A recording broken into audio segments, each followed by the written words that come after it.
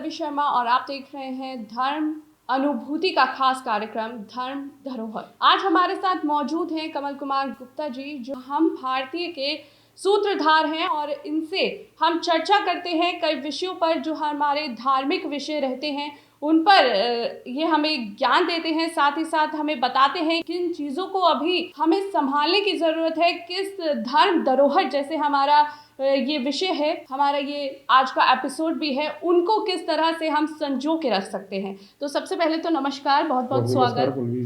जिस तरह से सर राम मंदिर की बात करते हैं, राम मंदिर आप कैसे देखते हैं कि धर्म धरोहर से अगर उसको जोड़े तो उस पर क्या कहना चाहेंगे आप? नमस्कार सभी दर्शकों को, और मैं सबको सिया राम मैं सब जग जानी करें प्रणाम जोरी जुग पानी।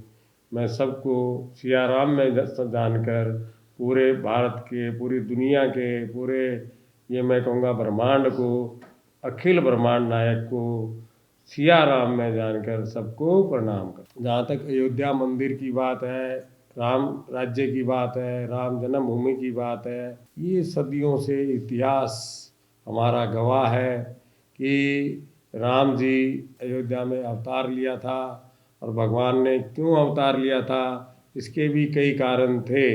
वो भी अलग अलग शास्त्रों ने, अलग अलग वेदों ने, अलग अलग धर्म ग्रंथों के गुरुओं ने, चाहे तुलसीदास जी हों, चाहे आदि कवि वाल्मीकि जी हों, या जो जो भी लोग रहे, कही सुनई बहुविधि सब संता, सब ने अपनी अपनी भाषा में अपने अपने मतानुसार राम के चरित्र को गाया है। देखिए, राम एक सामान्य, लोग कहते हैं पुरुष थे, नहीं।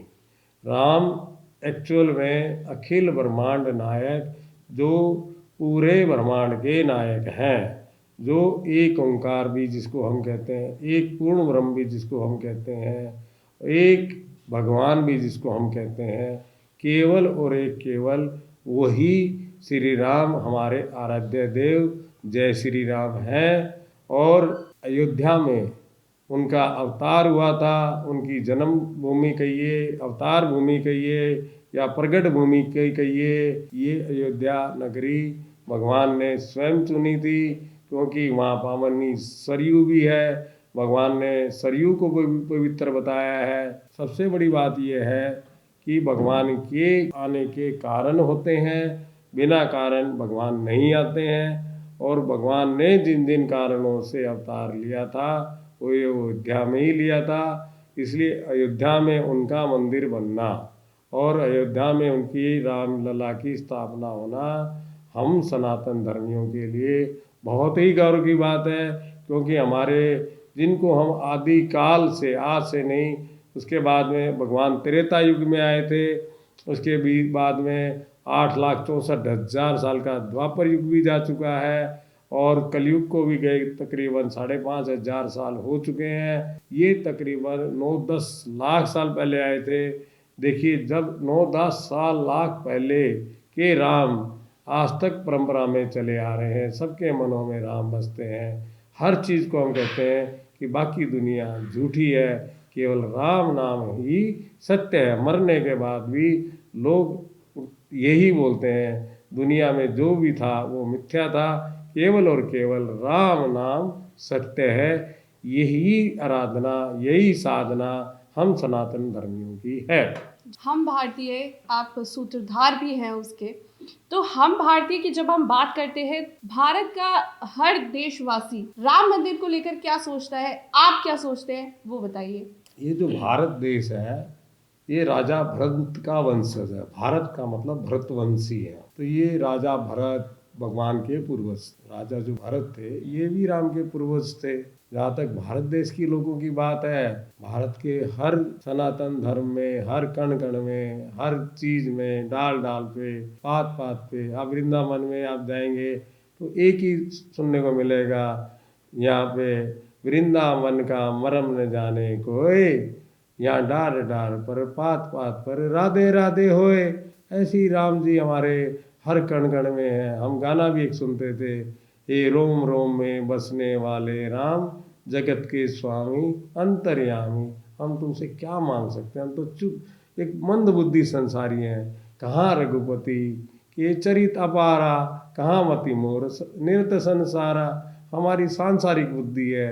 भारत के लोग, भारत की जनता हमारे प्रभु राम से बहुत स्नेह करती है, बहुत प्यार करती है, अपने आराध्य इष्ट देव के रूप में मनाती है। उन्हीं के किए हुए देखिए मुख्य त्यौहार भी हम राम पे ही मनाते हैं, चाहे वो दशहरा हो, चाहे वो दिवाली हो। भारत में दो मुख्य त्यौहार है, वो भी राम पे ही है।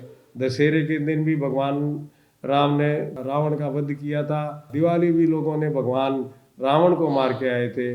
इसी के कारण घर घर में खुशियाँ मनाई गई थी, दिवाली मनाई गई थी, पर्व मनाया गया था। तो हर भारतीय दिवाली भी मनाता है, दशहरा भी मनाता है। तो राम तो हमारे आराध्य सभी मनाते हैं। तो इसमें नई बात क्या है भाई, भारत देश का एकमात्र त्यौहार जो मुख्य त्यौहार है वो दिवाली है, और वो भी राम की आने की खुशी में है। तो जिस तरह से आपने बताया कि हर भारतवासी को आज राम मंदिर देखकर गर्व महसूस होता है। 500 साल पुरानी लड़ाई, कहा जा रहा है कि लड़कर जिस तरह से राम मंदिर का स्वरूप आज हमें 22 जनवरी को देखने को मिलेगा, तो किस तरह से आस्था की अगर हम बात करें तो लोगों की आस्था से जुड़ी हुई ये शक्ति है जो आज हमें राम मंदिर के दुर्लभ दर्शन होने जा रहे हैं। देखिए, लोगों की आस्था वही होती है जो भगवान में जिनका प्रेम होता है। देखिए, आज कोई भी शक्ति मानस में एक चौपाई आती है, जो कुछ इच्छा करे हूँ मन माही, हरि प्रसाद कछु दुर्लभ नाही। लोगों की इच्छा शक्ति के आगे भगवान को भी आना पड़ता है।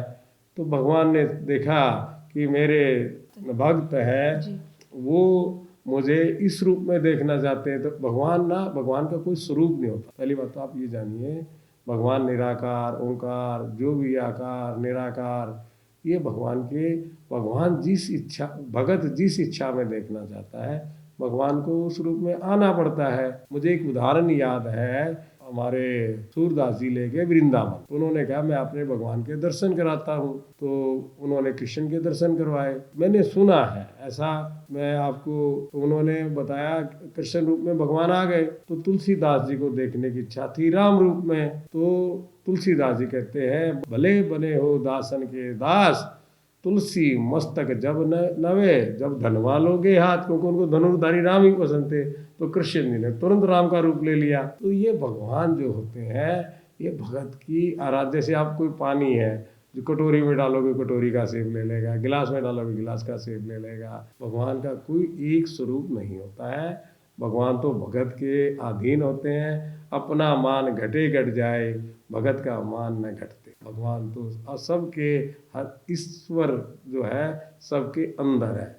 गीता कहती है, ईश्वर सर्वभूतानां हृदयसी अर्जुन तिष्ठति। सब हृदयों के, सब प्राणियों के मन में रहता है। यही रामचरितमानस कहती है, ईश्वर अंश जीव अविनाशी, चेतन अमन सहज सुख राशि।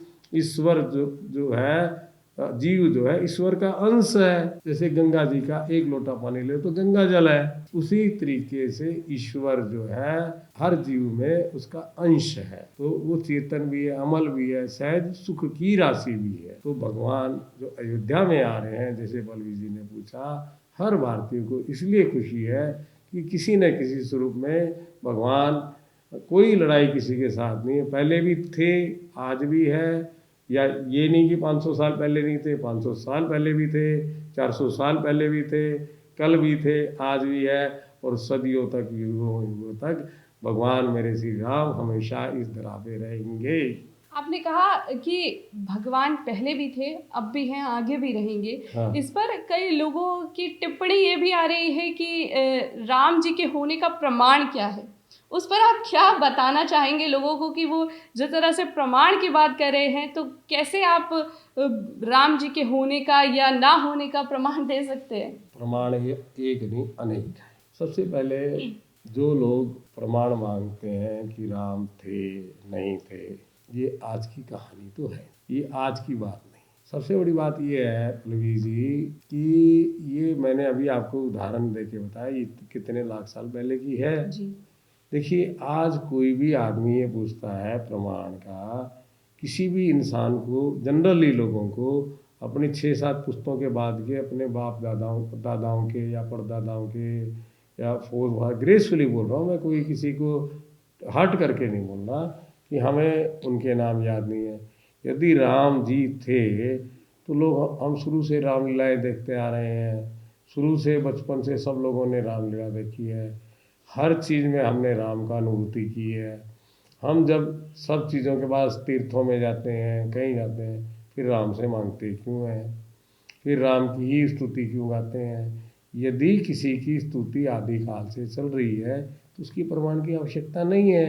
यदि स्तुति है, आराधना है, भगत है, तो भगवान है। भगवान, देखिए दोनों चीज़ें एक दूसरे की पूरक है। अमीर है तो गरीब है, सुख है तो दुख है। यदि भगत लोग हैं तो भगवान भी है। जी, बहुत अच्छी बात आपने कही है। इसी के साथ मैं चाहूँगी कि आप हमें बताएँ कि आप रामलला को लेकर, राम मंदिर को लेकर कितने उत्सुक हैं, कितना आपके अंदर जोश भरा हुआ है? देखिए, मेरे तो बचपन से ही इष्ट देव जो है, मैं राम को ही मानता हूँ। जी, क्योंकि भगवान राम ने कभी ये नहीं कहा कि मैं भगवान हूँ, ये करूँगा।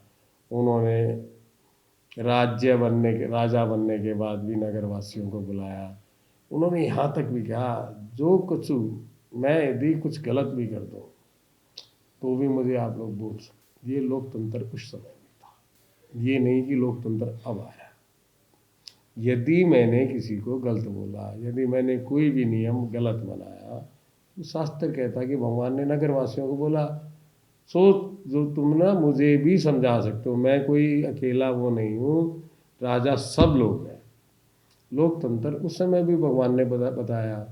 दूसरी बात, आज जाति पाति की बात की जाती है, भगवान ने वन वन में जाकर भिल्ली को भी गले लगाया, वनवासियों के भी गले लगाया। भगवान ने सब साधु संतों को भी गले लगाया, सज्जनों को भी गले लगाया, गंगा स्नान भी किया, यमुना स्नान भी किया, प्रयाग में भी स्नान किया। भगवान एक एक के आश्रम में भी गए। भगवान कोई छोटा बड़ा मानते ही नहीं है। भगवान तो कहते जो भी है वो सब मेरा भगत ही है। और मानस में तो साफ लिखा है कि सुनो भामिनी माता, माने एक भगति कर नाता, मुझसे जो प्रेम करता मैं उससे प्रेम करता हूँ। ये रेसिप्रोकेट है, आप दुनिया में भी देख लो, आप एक से प्रेम करोगे तो दूसरा करेगा, दूसरे से करो, तो ये रेसिप्रोकेट भाषा है। यदि आप प्रभु राम से आप प्रेम करोगे तो स्वाभाविक है वो भी आपसे प्रेम करेंगे। यदि आपको उनसे प्रेम नहीं आता है तो नेचुरल, ये स्वाभाविक बात है कि एक तरफा प्यार होता ही नहीं है। इसके साथ मैं चाहूँगी आप दर्शकों को एक प्यारा सा संदेश दें ताकि वो भी इस भक्ति में जो है वो लीन हो जाएँ और राम जी के दर्शन के लिए अवश्य जाएँ। देखिए, मैं मेरे प्यारे दर्शकों को, देखो मैं इतना बड़ा, आप मुझे साधु संत ना समझें। पहली बात तो मैं ये बताऊंगा हाथ जोड़ के, मैं तो जो कुछ मैंने सीखा, जो मैंने अपने गुरुओं से सीखा, जो मेरे मेरे गुरु जी हैं विजय कौशल जी महाराज, जो मैंने उनके सत्संग से सुना और जो मेरी बुद्धि में कुछ थोड़ा बहुत पड़ा, मैं कोई परिपक्व नहीं हूँ, ना मेरी बुद्धि बहुत बड़ी है, ना मैं भी पंडित हूँ, पंडित मैंने विद्वान नहीं हूँ, और ना ही मैं ऐसा हूँ कि जो मैंने बोला वही सही है। देखिए, क्योंकि हरि अनंत, हरि कथा अनंत, सब लोगों को प्रेम की भाषा अलग अलग बखान करनी आती है। कोई कुछ बोलेगा, कोई कुछ बोलेगा। मैं अपने प्यारे दर्शकों को केवल इतना कहना चाहूँगा कि यदि वाल्मीकि डाकू होके भी साधु हो सकता है, उसने किया क्या था, उल्टा नाम जपत जग जाना, वाल्मीकि भय ब्रह्म समाना। तो डाकू भी एक स्वभाव होता है, संत भी एक स्वभाव होता है, केवल स्वभाव बदलना होता है। जिसका मन कपड़ों से नहीं कोई साधु होता, ना कपड़ों से कोई डाकू होता। यदि आपने स्वभाव संत का बनाया तो आप संत हैं, और यदि स्वभाव जिसका डाकू का, वो डाकू है। मैं ये न कहना चाहता हूँ, मेरे भारतीयों से अच्छा मन बनाएं, अच्छा शाश्वत प्रेम रखे भगवान के प्रति, संत अच्छा स्वभाव रखे सबके प्रति, अच्छे भारतीय बने, देश की इकनॉमी को स्ट्रॉन्ग करें, देश के प्रति जागरूक रहें, देश में जो जो करने के लिए है वो सब आप काम करें। क्योंकि जो भी मनुष्य जो काम करता है उसको उसके कर्म के अनुसार फल देना भगवान अपने आप उनको अच्छी तरह से पता है कि मेरा भगत, मेरा बच्चा चाहता क्या है। इसलिए हे सज्जनों, सिर्फ और सिर्फ आप निस्वार्थ भजन करिए, निस्वार्थ गायन करिए, निस्वार्थ जो है आप अपना प्रेम लगन श्री राम जी से लगाए रखिए। यही मेरा कहना। जैसे कि आपने देखा हमारे साथ जुड़े थे कमल कुमार गुप्ता जी, जिन्होंने कई सारी बातें हमें बताई, रामायण से प्रेरित होकर जिस तरह से हम सीख ले सकते हैं और अपने जीवन को एक बदलाव की ओर बढ़ा सकते हैं, कई तरह से बदलाव करके हम अपने जीवन को सफल बना सकते हैं, उनकी बातों से यह हमें सीखने को मिला है। फिलहाल इस एपिसोड में इतना ही। ऐसे ही धार्मिक विषयों पर हम चर्चा करते रहेंगे कमल कुमार गुप्ता जी के साथ। तब तक के लिए जय श्री राम। जय श्री राम, जय श्री राम, जय श्री